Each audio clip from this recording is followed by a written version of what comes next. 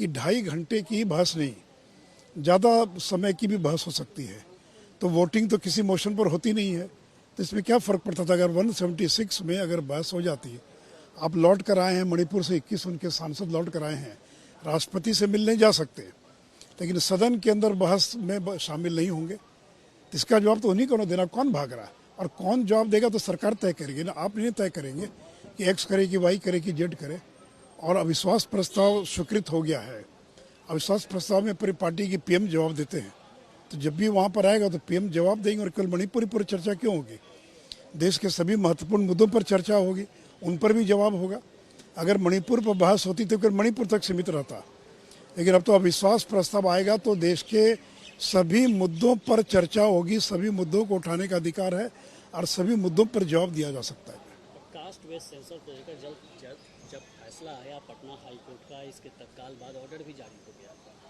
नहीं, हम तो इसका स्वागत करते हैं। देखिए, ये निर्णय हमारी सरकार का है, ये राजद की सरकार का फैसला नहीं है। जिसमें बिहार में जातीय गणना कराने का निर्णय लिया गया, उसमें बिहार में किसकी सरकार थी? भाजपा की सरकार थी, 14 मंत्री उसमें शामिल थे। अगर हम नहीं चाहते तो बिहार में जातीय गणना कराना मुश्किल होता। हमने समर्थन किया और ये तो इनकी लापरवाही का परिणाम है कि 3-4 महीना विलम्ब हो गया। अगर बढ़िया तरीके से बहस किए होते हाईकोर्ट में तो आज ये नौबत नहीं आती। इसलिए हम तो उसका स्वागत करते हैं और हाईकोर्ट का जो निर्णय आया है, और इसे जल्द से जल्द सर्वेक्षण कराकर, जनगणना कराकर इसके आंकड़ों को प्रकाशित किया जाए। बीजेपी पूरे तौर पर जातीय गणना के पक्ष में। लेकिन ललन सिंह जो जेडीयू के प्रेसिडेंट हैं, उन्होंने तो साफ साफ कहा है कि बीजेपी इस पर अंगा लगाने की पूरी कोशिश की, फेल हो गई। अब जातीय जनगणना हम ललन सिंह नहीं ना हैं कि पहले सीबीआई को दस्तावेज उपलब्ध कराते हैं, जेल भिजवाते हैं और फिर उनसे हाथ मिला लेते हैं। हम जिस बात पर रहते हैं हम अडिग रहते हैं। हम उनके जैसे नहीं हैं दोहरी चरित्र के लोग कि पहले लालू यादव और उनके परिवार के बारे में सीबीआई ईडी को दस्तावेज उपलब्ध करा दिया और फिर उनसे हाथ मिला लिया।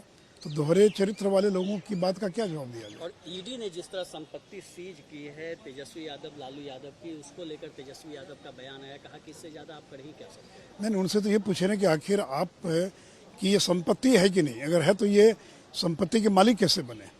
भाई जब्त तब किया जब आपकी संपत्ति तब, और वो तो बुक वैल्यू है 6 करोड़, मार्केट उसकी कम से कम 100 करोड़ रुपये से ज़्यादा है। तो तेजस्वी यही जवाब दे देना। D1088 जो न्यू फ्रेंड्स कॉलोनी का शानदार 4 मंजिला मकान है, उसको 4 लाख में आपने कैसे खरीद लिया, कैसे उसके मालिक बन गए? हेमा यादव और ये राबड़ी देवी को बताना चाहिए कि हृदयानंद चौधरी ने, जिनको रेलवे में नौकरी मिली, अपनी कीमती ज़मीन पटना की उन्होंने क्यों गिफ्ट कर दिया, और उस गिफ्ट की भी ज़मीन को 6 महीने के भीतर ऊंचे दाम पर अब्दुल दुजाना को बेच दिया। तो यही हेराफेरी करने का काम तो करते रहे। तो ये चाहते हैं कि ईडी कोई कार्रवाई न करे, चुप रहे, तो ऐसा तो हो नहीं सकता है। तो इसलिए इनके बोलने का ये क्या बोलेंगे? एक भी बात का एक बार यही बता दें कि ये जो दिल्ली का मकान है उससे मेरा कोई संबंध नहीं, बता दें यही बात। अगर नहीं संबंध होता तो ईडी जब्त क्यों करता? और जो संपत्ति जब्त की गई है, तो आखिर सवाल तो ये, इतने कम समय में आज लालू परिवार 52 से ज़्यादा संपत्ति का मालिक बन बैठा। कहाँ से आई इतनी संपत्ति, कैसे इसके मालिक बन गए? इसका जवाब दे।